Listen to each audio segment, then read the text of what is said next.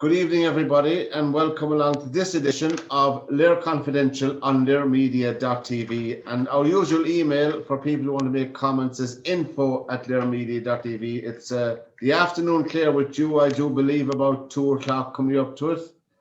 And it's Yes, 7 exactly. p.m. in Ireland, and it's still bright, thank God.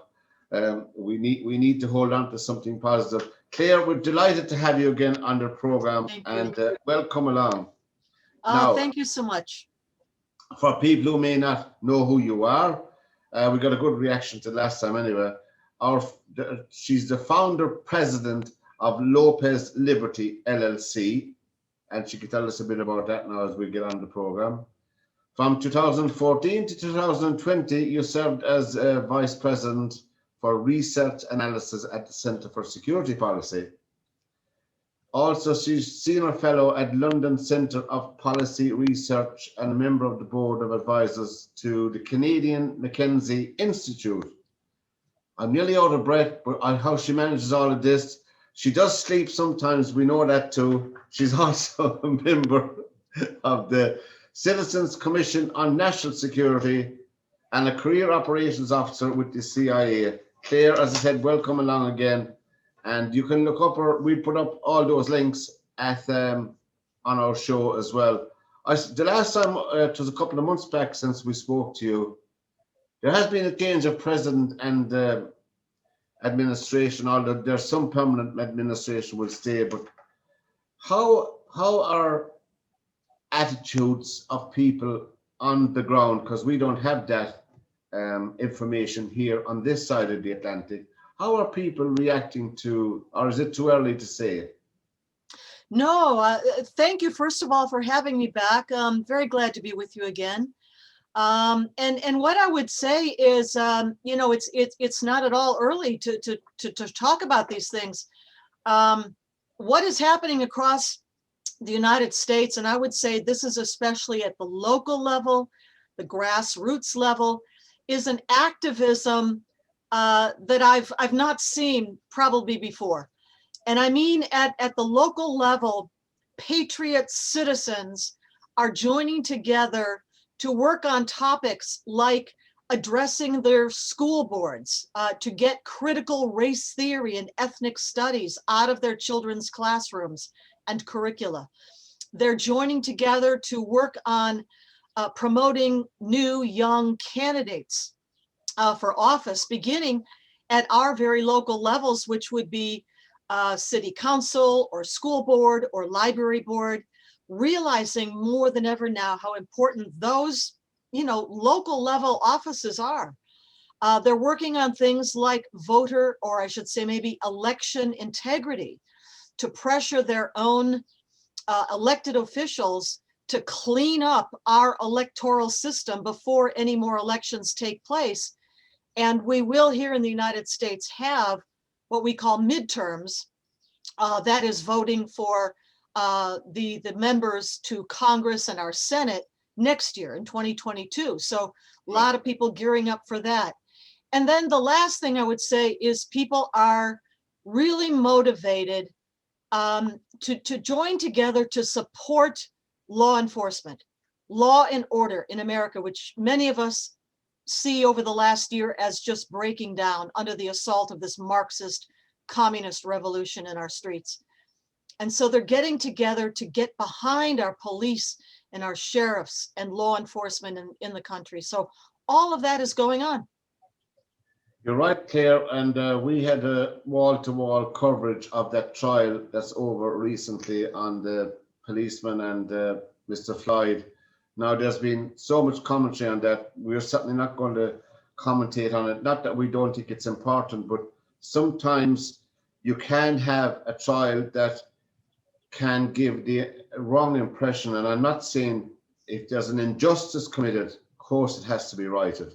But on the other hand, as you rightly said, there's almost, I was reading recently, there's almost 900 police officers have resigned from the New York, the NYPD. I was reading that, they're gone, finished with law enforcement. Now, every country has its own set of laws and how they govern the country by. And of course, they have their own set of morals as well. to go with that.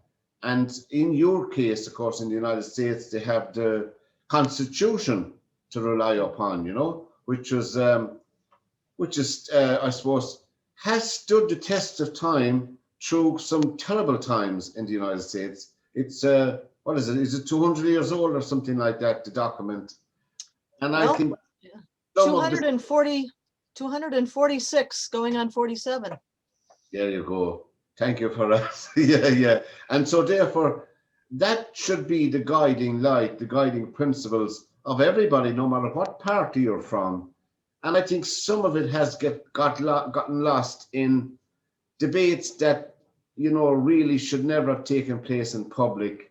And I'm not for suppression of debate at all. I'm just saying that they should be debating, as you said, the educational system. And I spoke to Ileana, you probably know Ileana, what's her name? Ileana Johnson-Paul. Yes, so she's an economist, but talking about the educational system, because she was in it for so long. And really, the principles of the founding fathers of the United States are more pertinent today, I would suggest, than they ever were. Yeah, I certainly would agree with you. But what is happening, because this is a Marxist communist revolution that America is going through right now, there is direct aim being taken at our system of law and order, and ultimately the Constitution. And of course, the Judeo-Christian first things principles that Constitution is based on. Things like individual liberty, government by consent of the governed, equality of everyone and human dignity before the rule of law. And you know what you said about police resigning from the NYPD, the New York Police Department, that's going on all over the country, but in particular, in some of these Democrat Marxist-run jurisdictions, cities and towns, like Minnesota, Minneapolis, Minnesota, Seattle, Washington, Portland, Oregon, as police officers in all of these places and many more are resigning or taking early retirement en masse, what is happening is the natural result. Crime is shooting up through the roof. And I mean violent crime like murder, assault, armed robbery, things like this. And it's interesting to see that even in some of the places where they voted to defund the police, that is the slogan, of course, of the Black Lives Matter movement, Marxist Maoists. Yeah. In those places, and there where the crime has shot up, they're having second thoughts. Well, yeah, about defunding the police, and now they're trying to lure police back in, or lure, new recruits to come into the police force. Well, they did it to themselves, and I wish them the best in restoring law and order in their cities, but this is what's going on. And it's the general population is affected, not any one group. But just as you touched on Black Lives Matter, is one of the founding members I was reading has spent quite a lot of dollars on a house. Is that true? Because we don't hear all the details of that here. But if I believe it correctly, she spent something like $3.2 million on a house. Well, it's quite the real estate portfolio that I think Opal Tometi has. And it includes, I think, 4 homes, all from, I don't know, $500,000 on up to more than $1 million or more dollars each. It's very interesting to note. See, Black Lives Matter movement here in the States is not just one group. It's a network of affiliated groups, associated groups. And so Alicia Garza, Opal Tometi, and Patrisse Cullors are the 3 African-American Marxist founders. We're talking here about Opal Tometi in particular and her real estate portfolio, but Alicia Garza as well heads up an entire network of organizations affiliated, belonging to the overall movement for Black Lives or Black Lives Matter movement. But the thing to understand is that prominent, I'm putting it in air quotes, philanthropic foundations and companies across America have poured millions, I should say hundreds of millions of dollars into the Black Lives Matter movement. I'm talking about Ford Foundation, Rockefeller Foundation, Plowshares Foundation, Tides Foundation, and individual companies as well. Anybody from, the Taco Bell to Ben and Jerry's ice cream, pouring money into these foundations. I don't know how well that money is tracked or kept track of, but one does wonder. Is there much debate publicly on it in the United States? Because I had read bits and pieces about that, but what I can't get a handle on it, and I'm not stupid, I don't think. No, not at all. What is the what is the, we knew that when the movement started back in the 60s and 70s with Malcolm X and those people, we knew that they were fighting for some kind of equality, They were fighting against injustice and stuff. But today, the Black Lives Matter movement, what does it actually stand for? What does it do? Well, I would make a distinction about our civil rights movement in the 1960s here in the United States and the Black nationalist separatist revolutionaries that were associated with so much of the revolutionary violence of that time, including the Black Panthers. Many people may not know this, but the Black Panthers of the time, to include people like Huey P. Newton, Stokely Carmichael, and others, made regular trips, took delegations to Beijing, China in the late 60s and early 70s to meet with Mao Zedong, Zhou Enlai, his number two, and other leadership figures of the Chinese Communist Party. Right. The Chinese Communist Party then and now is behind the revolutionary aspect, the street violence then of the Black Panthers, now of the Black Lives Matter movement. This is separate from something that Martin Luther King led, the civil rights movement. Yes. Judge people by the content of their character and not the color of their skin. That's a different thing. Absolutely. What this is about is revolution. It is Marxist, it is Maoist, and the connections to Beijing and the CCP continue right now to this day. Now, Claire, is there much discussion in mainstream media, what we call loosely mainstream media, both print and thing, on this movement?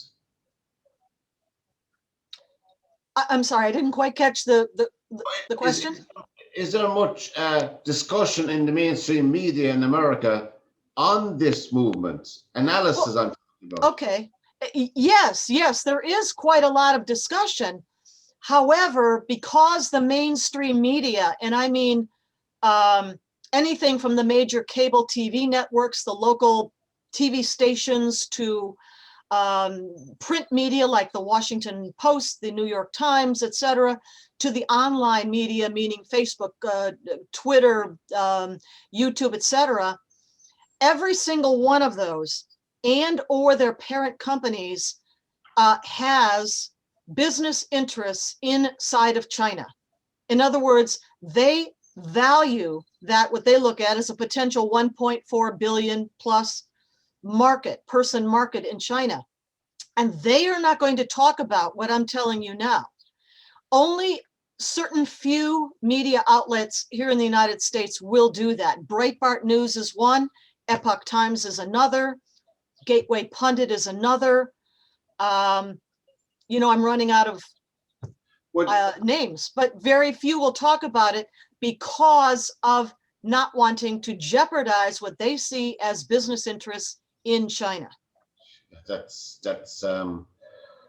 very disquieting, really, to hear that, because some of those media would pack a powerful punch if they decided to do something honestly, because people aren't fools anymore, they're more educated than they ever were in this day and age, I would continue. Now, turning to yourself, if I phoned you up, Lopez Liberty. How could they help me in my business now, Lopez Liberty, if I wanted to set up, God forbid, in in Maryland, or Kentucky, or somewhere like that? Or Well, no, go ahead. what does it do? That's what I'm saying. Yes, right. So I do apologize because I do not yet have a website. That's So right. that is in the works and will be coming.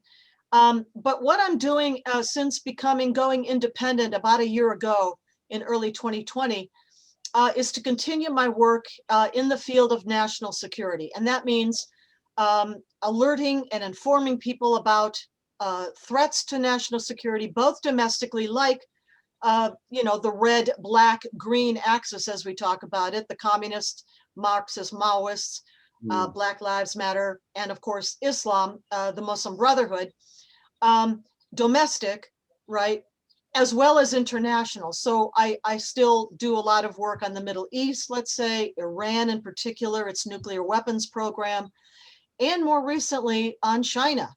And in particular, its Communist Chinese Party connections to the revolution in America, and also its own biological weapons program, which is, of course, the source of the current coronavirus. So all of those things through speaking and writing, teaching, lecturing, and all those things.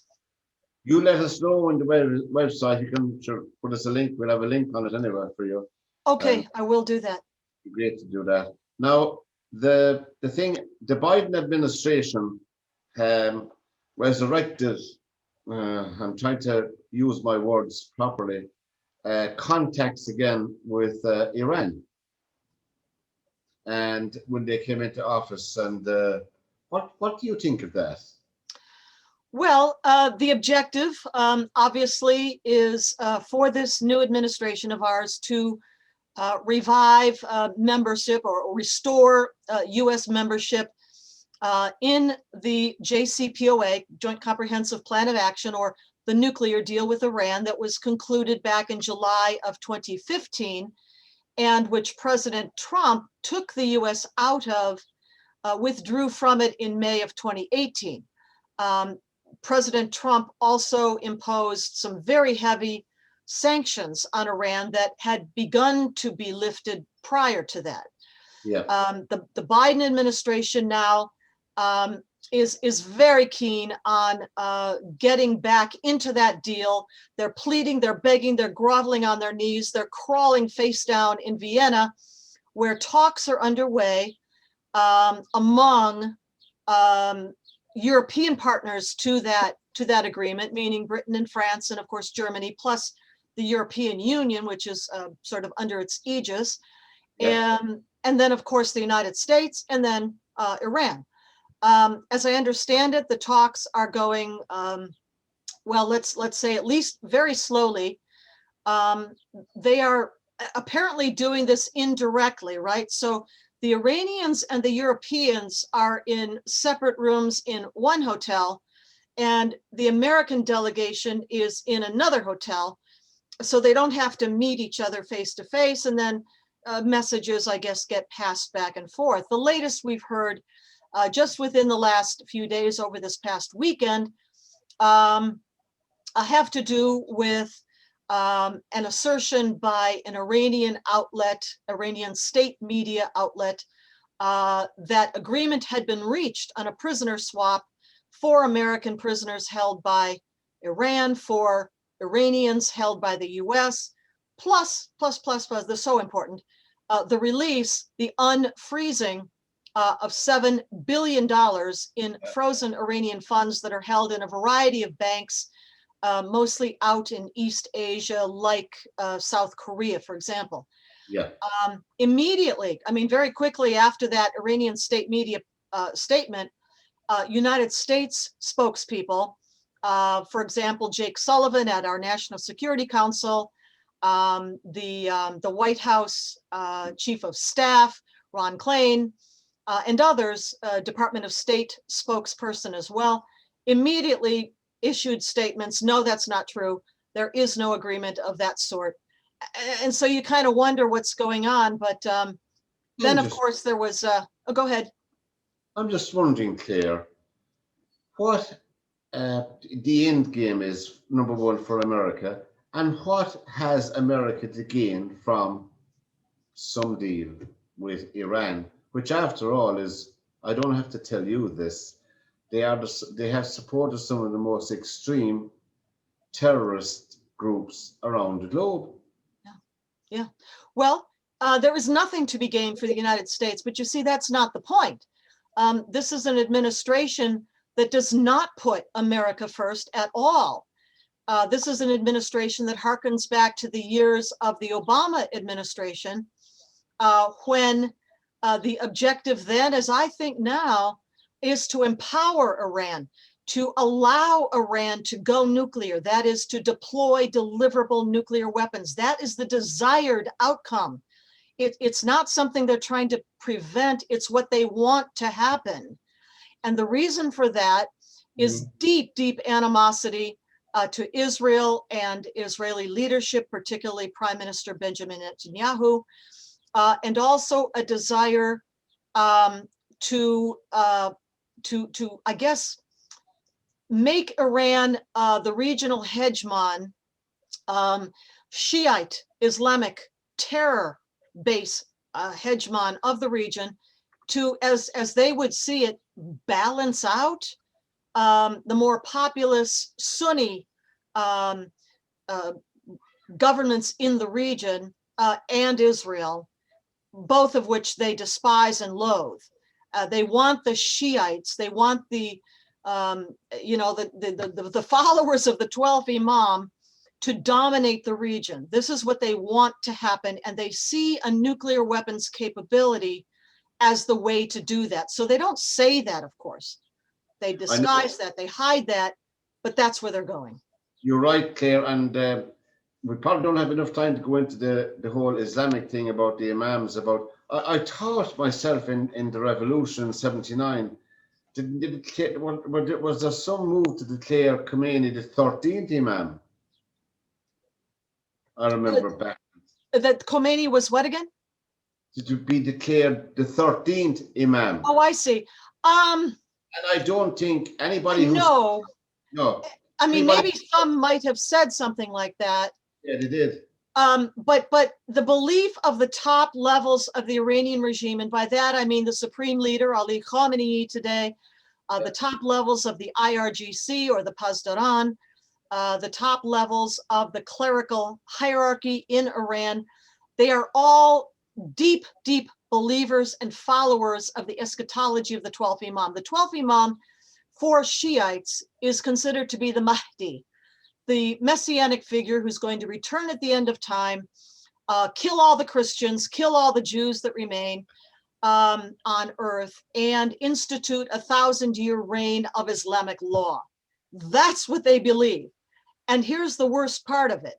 They also believe, some of them anyway, they believe that they can hasten the return of the 12th Imam of the Mahdi by instigating chaos and war and strife on earth so bad that the Mahdi will feel compelled to come back.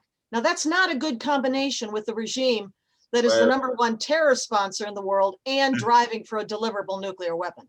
It is very disturbing, but as I said, I don't know what America is going to get out of it. Now, before Donald Trump went out of office that time, he had managed, from this remove anyway here, to get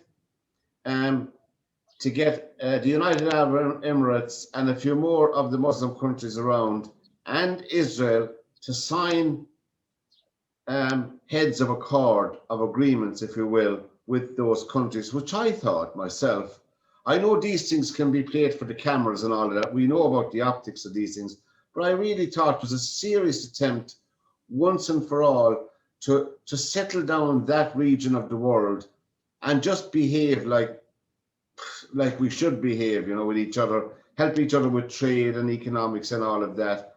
I thought that was a fantastic thing. And even now, the Jordanians, I mean, for the first time have allow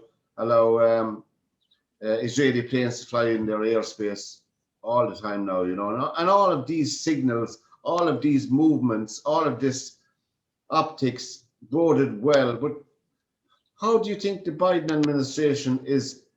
Are they moving that kind of thing forward themselves now with this courting of Iran? This will surely put some kind of a break on these advances that were made.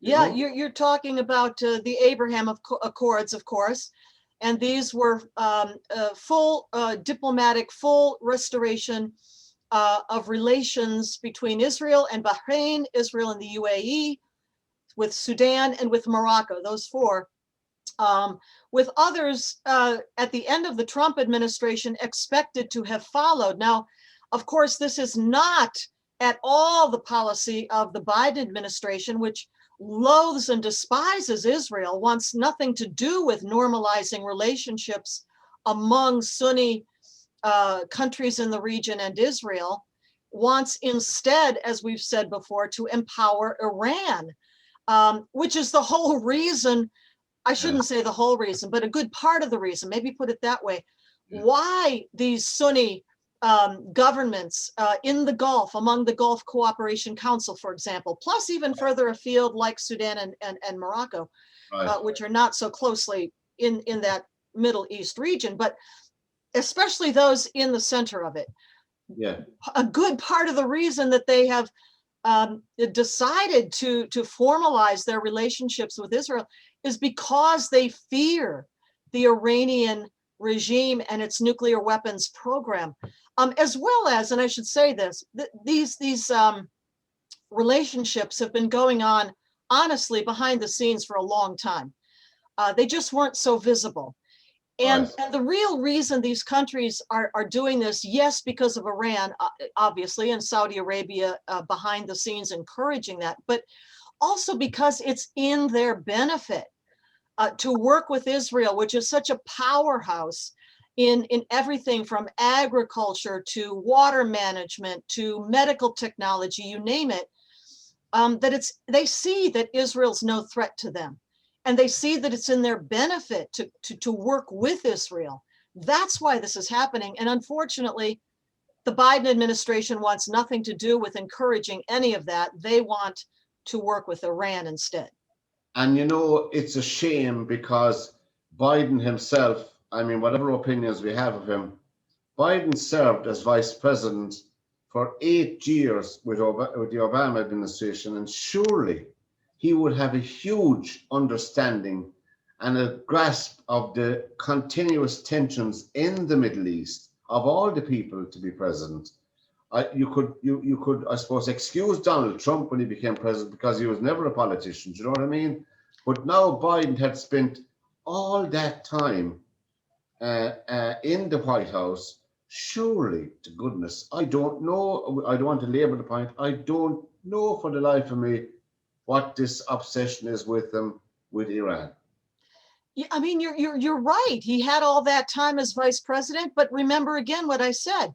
The objective of the Obama years, 2 terms, 8 years in the White House, and now the Biden administration, however much, Biden himself realizes or understands anymore, nobody's quite sure. But of his administration, let's say, and the figures in it who were brought back to office, from earlier service in the Obama years, these people know perfectly well what you just said. But remember what I said. Their objective is not peace and harmony and regional relationships in the region of the Middle East between and among Israel and its neighbors. No. The objective, the overwhelming #1 driving objective, is to empower Iran to become the hegemon of the region. I don't know how I can emphasize that anymore. They want Iran to go nuclear. They want Iran to threaten and dominate its Sunni neighbors, as well as, of course, Israel, as the Jewish state, the only democracy, the democratic system in the entire region. They do not value those things. And Iraq, of course, is in chaos still. Unfortunately, that wonderful country, I know many Iraqis who came to Ireland in the 70s and 80s, and it was a magnificent country one time, and same with Syria, but it's in chaos now. You spent some time in the Middle East, Claire, did you? No, only on visits. I have visited Israel a number of times, Yeah. but I never served in the Middle East. I've served many other places during my government service, which is now many decades in the past, but I did not serve in the Middle East, no. Did you serve in any Muslim country? Any Muslim country? No, I never served. Well, wait a minute, I take that back. I did serve briefly in Somalia. Yes, the very beginning of my career, way back. All right, yeah. And of course, Somalia. Of course, then you have my special guest today on LiR Confidential is Clare Lopez. Lopez Liberty. We put the links up on our show anyway. And the website is coming. You heard it here first on the program for Clare. I'd like to have you, Clare. Now, you wrote a book, See No Sharia. Okay. Well, I co-authored that, in fact, but yes, some years ago. Yeah, yes, indeed. And it just caught my, I was just looking through it. It's still available, people, if you want to buy it, it's still available, which is good. How did you come to write that, and what was it about? Well, this was at a time when we really began to realize just how deeply infiltrated our government was by the Muslim Brotherhood, or I should say its associates and front groups, promoting Islamic law, promoting Sharia. And it was a time when a dear friend of many of us, Phil Haney, had just retired from our Department of Homeland Security, where he'd served with honor for many years. But he had just retired from there and wrote a book of his own that revealed how deeply penetrated DHS, Department of Homeland Security, was during his time in service. And when he, inside of that department, tried so hard to reveal the penetration by jihadi brotherhood affiliated individuals and groups like CARE, Council on American Islamic Relations, MAS, Muslim American Society, MPAC, Muslim Public Affairs Council, ISNA, Islamic Society of North America, etc. When he tried to do that, his own department, DHS and the Department of Justice, opened investigations against him. Now, he was found innocent and exonerated of all of them, went on to retire, but he came out after retiring, and we became very good friends, many of us with him. He was murdered in February of last year, 2020, in circumstances that are still not explained. There is no law enforcement report at all about it yet. Where did that murder happen, Claire? It happened in February of 2020. In America? Yes, in California. Oh, gee. And did he got his book out, did he? Yes, he got his book out, which was, I'm blanking on the name of his book now. You can look it up anyway. See No Sharia was a book that I co-authored that was along the same lines and was meant as a companion book, if you will, to Phil's book. See Something, Say Nothing. See Something, Say Nothing is the title of Phil's book. Okay. And that was what the book that he wrote after retiring from the Department of Homeland Security. This one, See No Sharia, was the one I co-authored as a kind of a companion book to further explain and expose the deep penetration of Sharia, Islamic law, of jihadis inside of our government.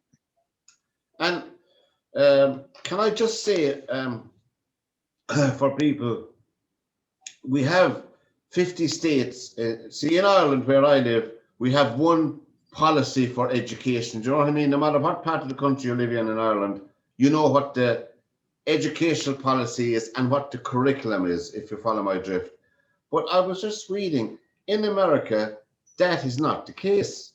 An awful No. lot of the education of the curriculum followed is down to the individual boards of education in each state.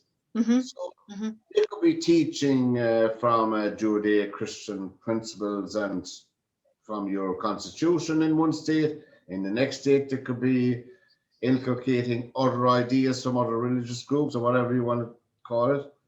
So there's no uniformity approach to things like morals, like civic Mhm. duty, like patriotism, like honoring the flag, like stuff like that. So Yeah. there's no commonality. That's what I'm trying to get at really clear. And True. Yeah. I found this absolutely disturbing. Well, that's my opinion, you know?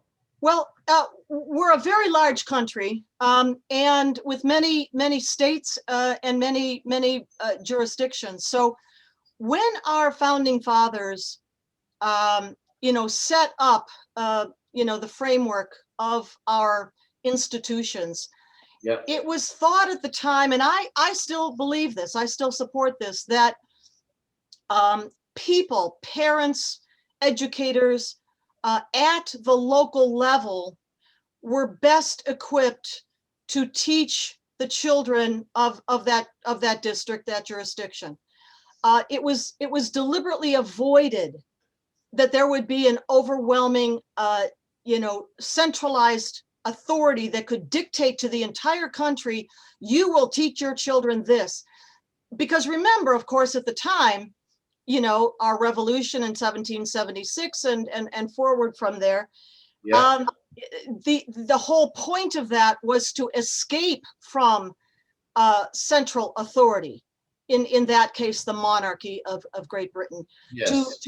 And that's why our founders set up a federalized system. And I do still think that is the best system for education. Now, what you're talking about, though, is that it's gone off the rails. Yeah. And in many, many jurisdictions, increasingly, school board districts across our country, leftists, Marxists, communists have gained control of school boards. Now, the result of that, and parents, by the way, are seeing some of this for the first time over the past year, when they were stuck at home by the virus, couldn't go to work, and the kids were stuck at home, couldn't go to school. And the parents, for the first time in many cases, had the chance to look over their shoulders at what was on those computer screens. And they were horrified when they saw what they saw, which is the promulgation, indoctrination, really, of Marxist principles, an abandonment, as you say, of our original first things principles, Judeo-Christian based constitutional principles, civics, morality, ethics, not religion, but morality and ethics, right? And so what we're seeing across the country is indoctrination in things like what is called critical race theory, which is Marxist indoctrination, literally conceived of by Marxist educators in academia, under the guise very often of what we call ethnic studies, programs in the curricula that promote critical race theory, for example. Yeah. But I will say that a lot of parents and a lot of local, very concerned citizen patriots are becoming aware of this right now. And boy, they are hopping mad, and they are organizing, and they're going to their school boards to demand changes. And of course, those school boards, they're elected, aren't they? Some are elected, yes, but others are appointed. So it's not all the same across the country. Some can be appointed by the state authorities, and some are elected. It's there's no uniformity on that. Right. And of course, we saw recently, I don't have to remind you, that things like that people studied, that you and I studied going to school, like fantastic books like To Kill a Mockingbird, Uncle Tom's Cabin, who I had the pleasure of interviewing Harriet Beecher Stowe's great great granddaughter. Got that right one time. But books like that, which were of their time, you Yes. know, socially speaking, and some they're taken off and cancelled, for the want of a better word, or not put on the curriculum. I I don't know why do people are they powerless to do anything about it, you know? Well, cancel is exactly the right word to use there, Pat, because the beginning of the infiltration of American academia came, people may not realize, but a century ago, in the early part of the 1900s, 1920s, 1930s, Yeah. 1930s, when the Frankfurt School, this institute founded at Goethe University in Frankfurt, Germany, was kind of kicked out of Germany because of the rise of the Nazis.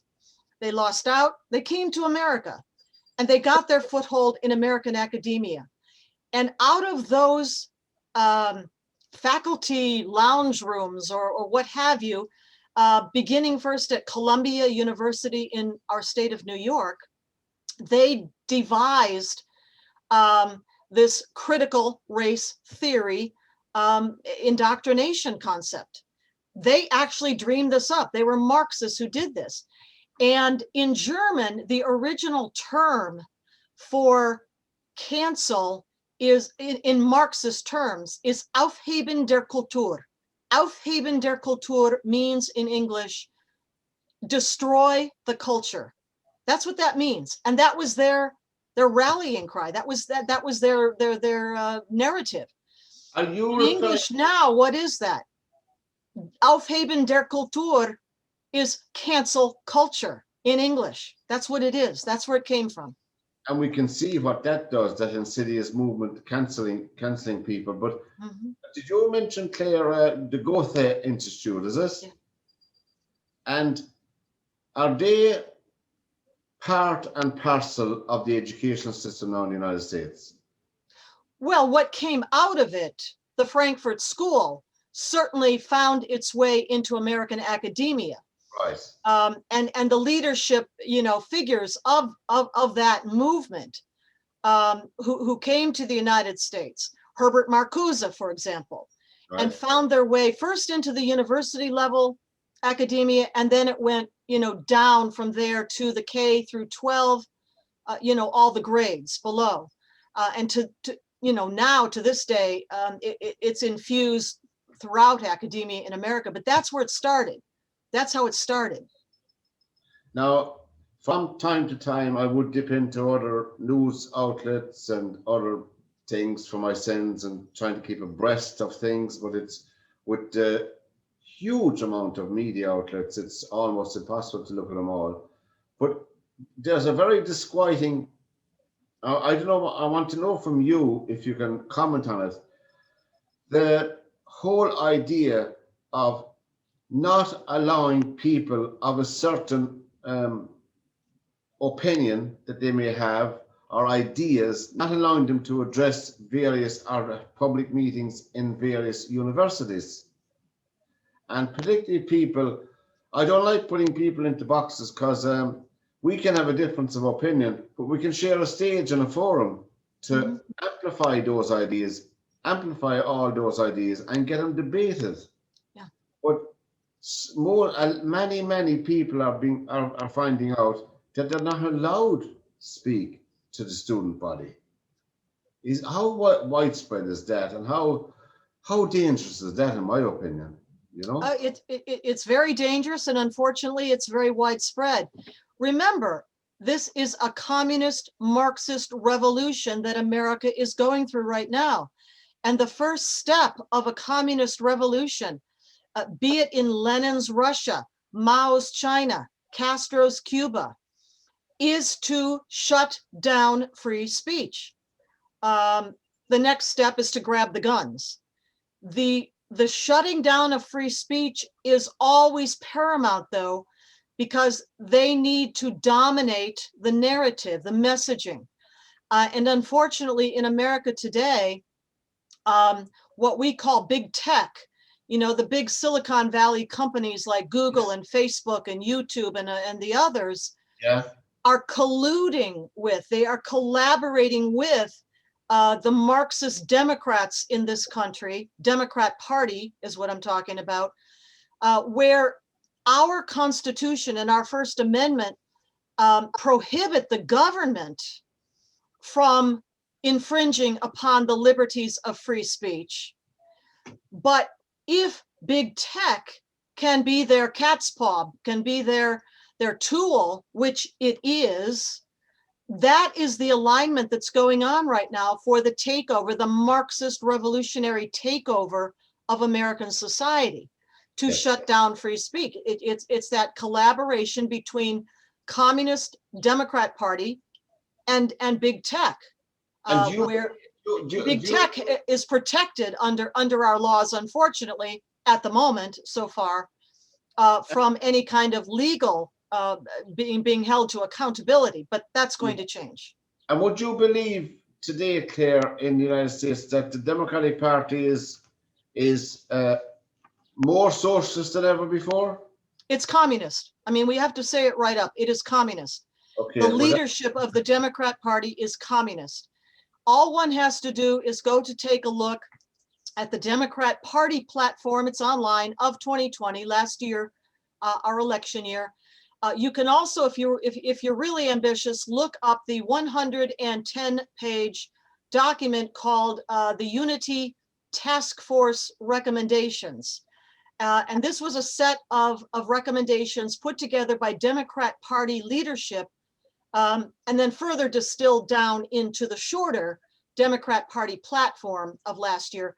But you look at the longer document, the first one, it's divvied up into sections like education and healthcare and other things, topics that are near and dear to their hearts. And you look at the names, little teams associated with each topic that were responsible for writing, researching and writing about that topic. And you will see the communist leadership of the Democrat Party in America. Of course, very large membership of the Democrat Party is the Democratic Socialists of America, which essentially they're not socialists, they're communists, they're Marxist. Oh, I see. And then one last thing, if you're still doubting me, take out a little copy of Karl Marx and Friedrich Engels' 1848 Communist Manifesto, open it to about the middle, it's not very long anyway, and you will see the 10 objectives of Karl Marx and Friedrich Engels of the communists. And you tell me, put that side by side with the Unity Task Force recommendations of the Democrat Party and the Democrat Party platform. You tell me if you find a hair's breadth of difference among them.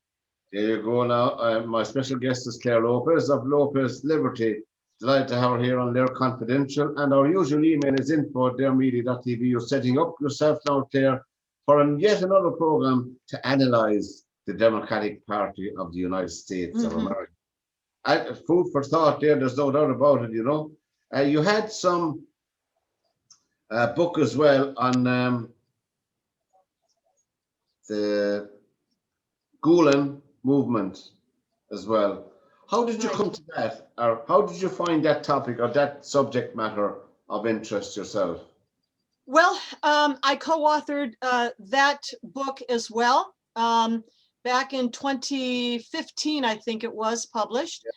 I think so. And it's about Gulen and the Gulenist movement. Now, Fethullah Gulen is a Sunni Turkish cleric who grew up in Turkey and worked hand in glove with Recep Tayyip Erdogan, the president of Turkey, in his early years politically, rising through the ranks politically in Turkey.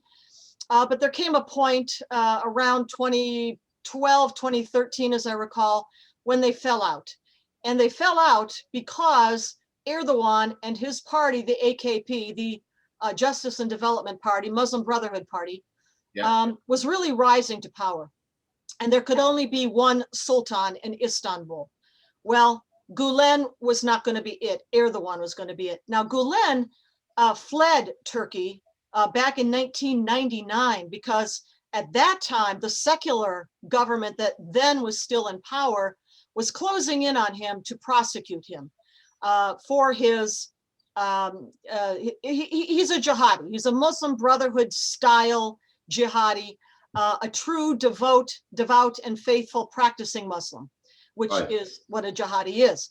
And so he fled to the United States, where he got political asylum. He eventually got the status we call permanent legal residence, which he has to this day. He lives in a big compound up in the Pocono Mountains in the state of Pennsylvania. And Gulen in America did what he did in Turkey, which got him in trouble over there, and that is establish a network of schools.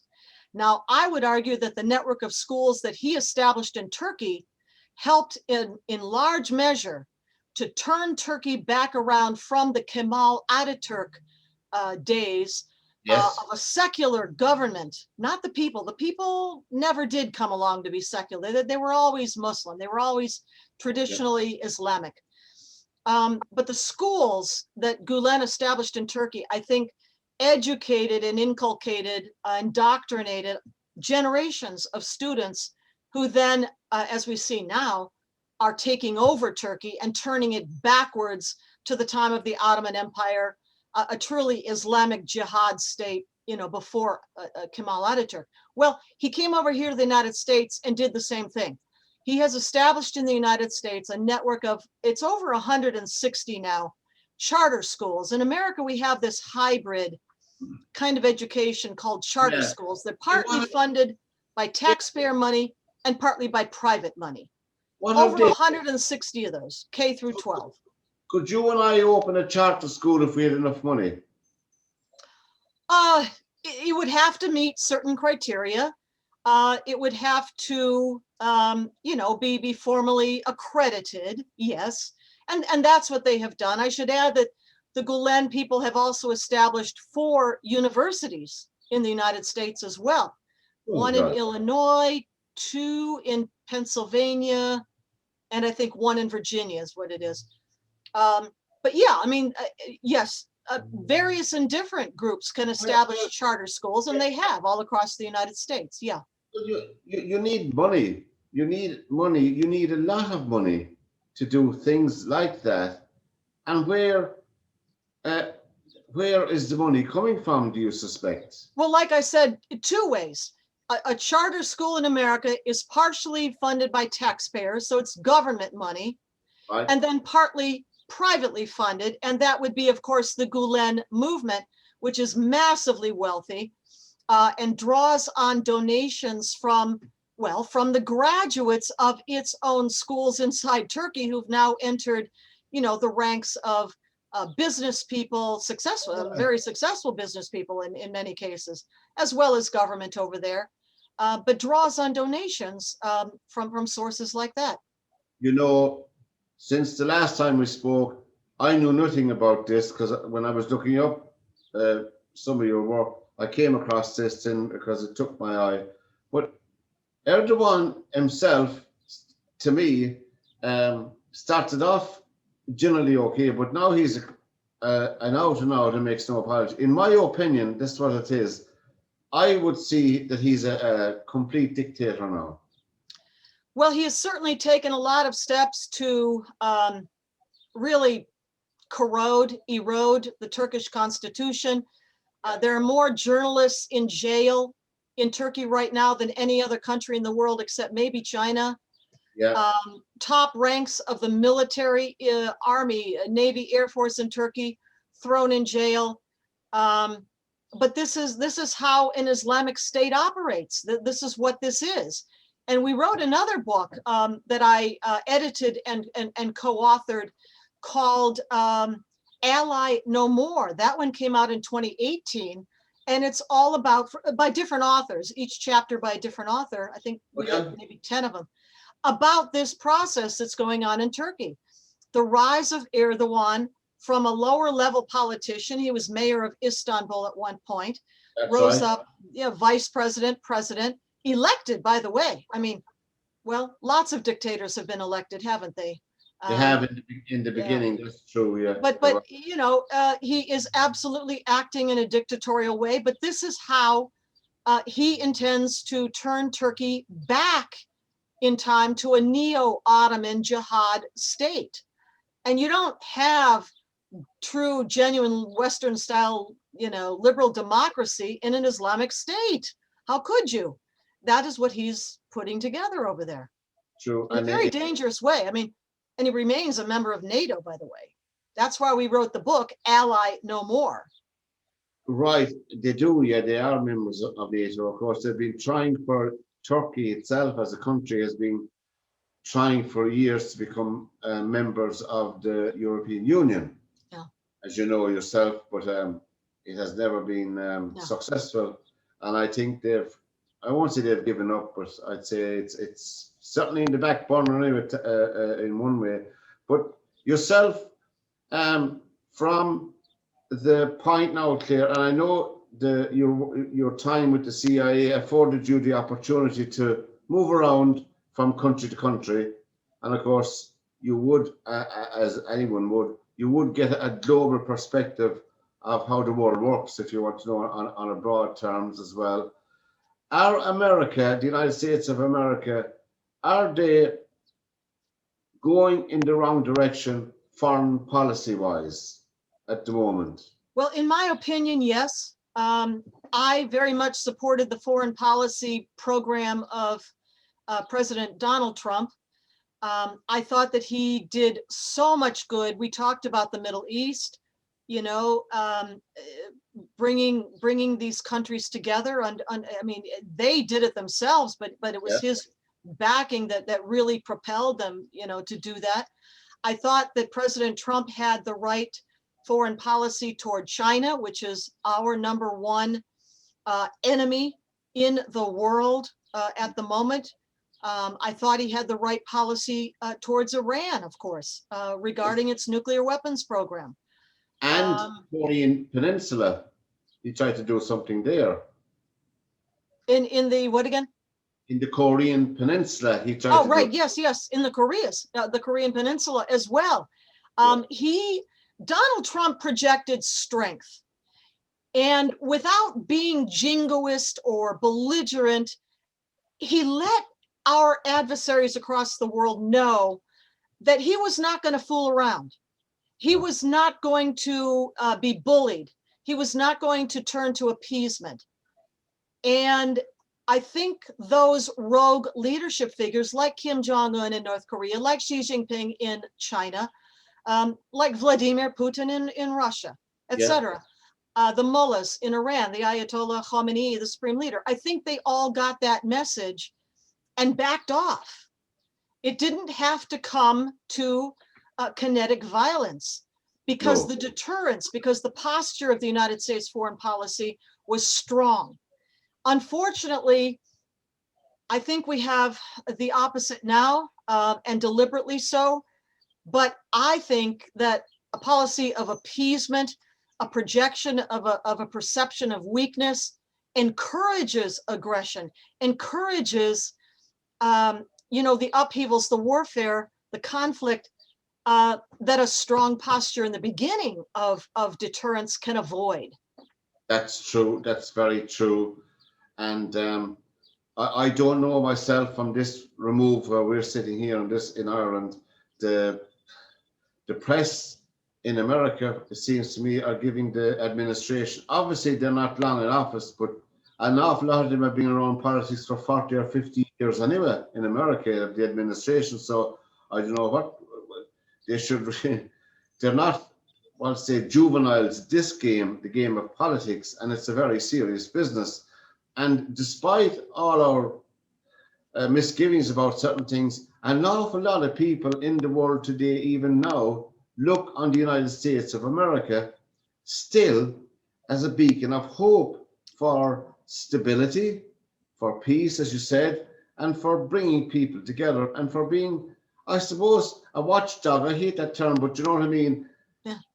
And I still think there is that thing in the back of my mind, no less, that eventually America will, as a country, hopefully do the right thing by the world and really, take its place positively and for good in the world. I don't know whether this administration will step up to the plate or not, we don't know, Claire. But I think the big acid test for the Biden administration will be coming next summer, as you said, in the midterm elections. And that, I think, will determine the policy they pursue for the second part of their administration, I think. Yes, at the very least, you know, a change in the makeup of our Congress after those midterm elections will offer a balance, a legislative-based balance against the executive power of the White House. We will right this ship, we will, but it reminds me of a saying by Sir Winston Churchill, who said something to the effect of, democracies always choose the right path. I'm paraphrasing a little bit here, but only after they've exhausted all the alternatives. Yeah, I think you're probably spot on there. That's a good note, actually, to finish, Claire. And we're absolutely delighted to have you on again. Of course, we'll have you on again if you don't mind at all, you know. Love to. Thank you so much. I'd be glad to come back. It was really fantastic, you know, to speak to someone who has clear thinking, clear thoughts, and definite paths forward. I think that the Biden administration would do well to bring you on board as an advisor. That would be never know. And okay, if you say so. You might get us into the White House yet. But for this for this edition of LiR Confidential, Clare, on LiRmedia.tv, we're delighted to have you, as I said, and we'll put the links up afterwards. And I'll send you this when we're finished the program yourself anyway, and when we have it done. But for taking your time out today, I want to thank you very much again from all of us here on LiR Media. And until we meet again, bye-bye and God bless.